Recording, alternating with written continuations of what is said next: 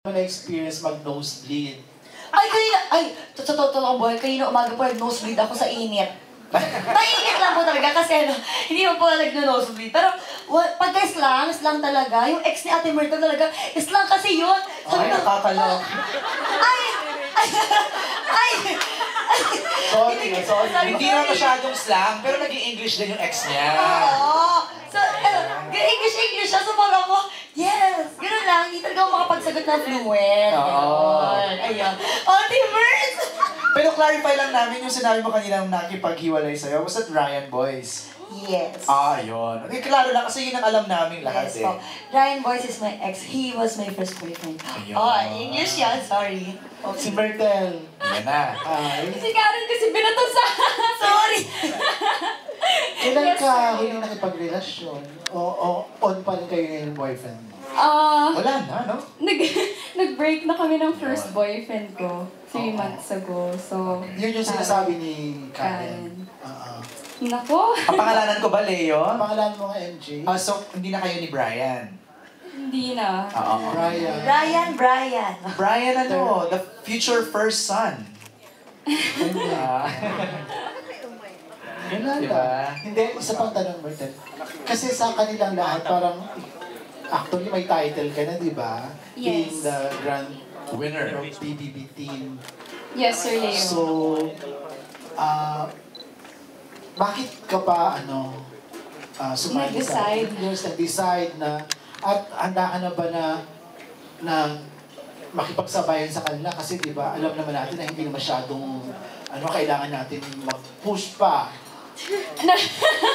Sir Leo naman, actually ako po, last year pa naman, nung nag-cover ako for FHM, I really worked hard for it. So ako talaga, hilig ko talaga mag-workout, mag-diet. Kasi there came a point in my life na parang na-realize ko na I want to love my body more. So sabi ko, para to give back sa katawan ko, parang gusto ko na mag-exercise. Tapos natuwa ako kasi every time I post yung mga pictures na nag-workout ako, yung mga fans ko, nagme-message talaga sila na wow, Myrtle, nakaka-inspire naman, share mo naman yung mga workout mo. So nag-share ako noon. So doon parang it became a way for me din sa mga supporters ko na ipakita sa kanila na sila din, pwede din nila ma-achieve yung katawan na gusto nila.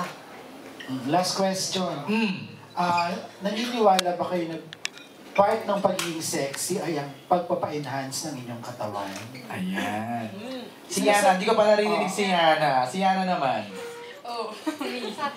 Siguro po, katulad po sa akin, feeling ko po, ang babae, mas maganda kung natural. Pero hindi ko naman po sinasabi na katulad po ako, may feeling po ako may kulang sa akin. Hindi ko naman sinasabing perfecto ako. And alam ko, may mga bagay na gusto kong i-enhance sa sarili ko.